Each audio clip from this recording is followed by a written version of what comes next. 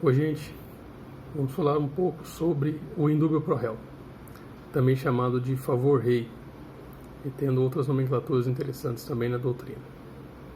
Basicamente, o que é esse princípio? Esse princípio significa que, existindo dúvida, não prevalece o interesse de punir do Estado, e sim a liberdade do acusado. Vamos pensar um pouquinho.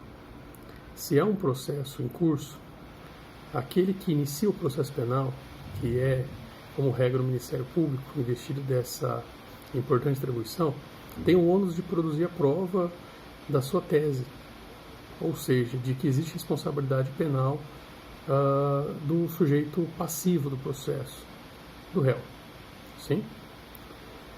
Caso o Ministério Público não logre êxito em firmar um plexo probatório sólido, não consiga demonstrar que há um bom conjunto probatório e um conjunto probatório coerente, o réu deve ser absolvido.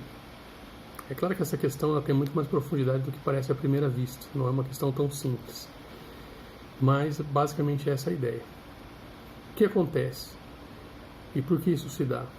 Porque numa disputa entre a liberdade de alguém e o direito de punir, o direito de punir só pode ser acionado quando houver plena e absoluta convicção de responsabilização penal. Existindo um mínimo de dúvida ou algum tipo de margem de não convencimento, a solução que o ordenamento encaminha é a absolução. Justamente em razão daquele adágio que você já conhece, mais vale inocentar um culpado do que punir o inocente. Isso é a lógica que permeia o próprio sistema para que ele torne a condenação legítima quando houver provas robustas e incontornáveis, e também para que se evite tornar comum a condenação com base em provas que são solvíveis ou frágeis. Perfeito? E esse princípio do indúbio pro réu ele tem algumas questões interessantes. Uma primeira é que, outrora, no século passado, nós tínhamos regimes autoritários que não concordavam nem com a presunção da inocência nem com o indúbio pro réu. No entanto, felizmente, esse princípio se firmou e, apesar disso, ele é disseminado por boa parte do mundo jurídico, bastante conhecido e respeitado. Aqui no Brasil ele tem alguns debates interessantes, especialmente nos últimos anos. E a questão é, indúbio pro réu significa, na dúvida, favoreça o réu. Será que é só isso? Na dúvida, favoreça a liberdade do réu? Será que pode ser isso? Vamos pensar um pouquinho. As prisões processuais, elas podem acontecer antes mesmo do curso do processo, certo? A prisão em flagrante, por exemplo, ela acontece sem que haja inquérito, como você já sabe. A prisão temporária durante o inquérito e a prisão preventiva durante o inquérito ou processo, inclusive na fase recursal.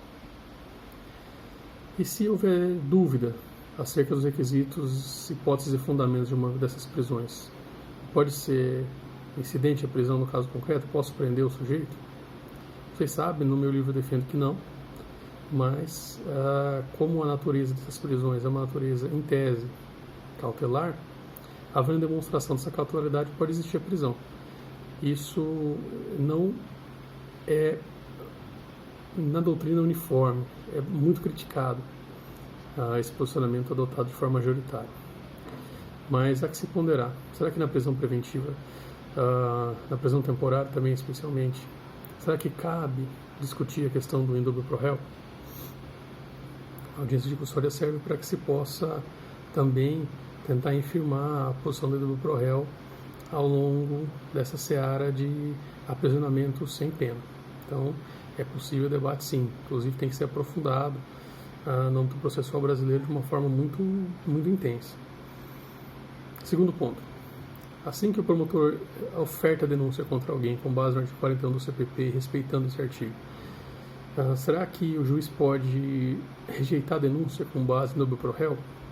Aqui nós temos um problema, porque durante um bom tempo no Brasil foi uma voz praticamente uniforme a de que no momento em que o juiz recebe a denúncia, ou seja, no começo do processo, ele aplica o princípio do indúbio pro societá e não o princípio do indúbio pro réu.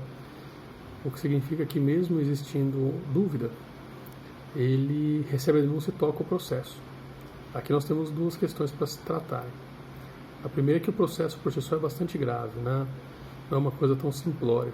Vocês podem ler livros acerca da natureza do processo ou dos terrores psicológicos que são resultantes dele, para que você tenha uma ideia de quanto é grave um processo. E segundo, que há que se aprofundar essa ideia de dúvida no começo do processo, justamente porque a lei ela exige que o processo, para ser iniciado através da denúncia, ele tenha algo chamado justa causa, que é um substrato mínimo de prova.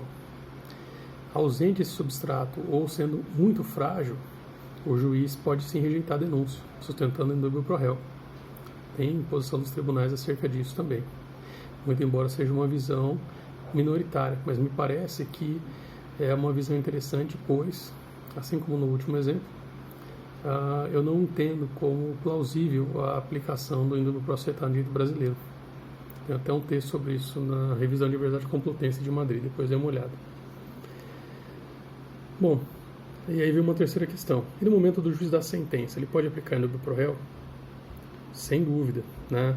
Tem aqui aberto o artigo 386 do CPP, que diz: o juiz absolverá o réu desde que reconheça. Primeiro, notem que o princípio da legalidade e a lei, por consequência, afirmam que absolverá, não é poderá absolver. O juiz absolverá o réu desde que reconheça não existir prova suficiente para condenação, que é o inciso 7º, certo? Então isso aqui é uma aplicação do indúbio pro réu. E também no inciso 6 tem uma questão interessante, ó. Também absolverá o réu se existirem circunstâncias que excluam o crime ou isentem o réu de pena, vírgula, ou mesmo se houver fundada dúvida de sua existência.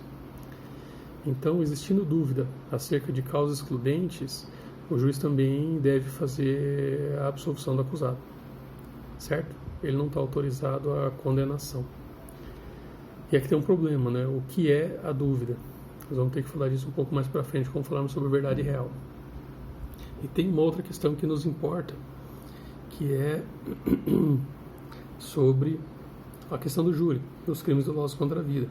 Se for crime doloso contra a vida e o juiz tiver dúvida se remete ou não o acusado para júri, se absolve ele sumariamente, se pronuncia, o que ele deve fazer? Bom, a legislação também é bem clara. O juiz vai pronunciar o acusado se ele tiver convencido da materialidade de autoria, se ele tiver convencido.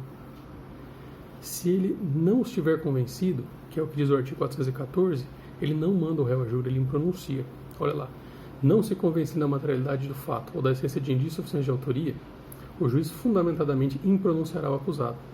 Muito embora aqui seja lugar comum aplicar indúbio pro societá, não me parece que é tecnicamente a solução que o Código orienta.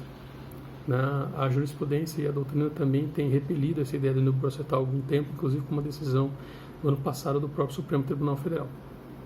Perfeito? Um abraço, meus amigos.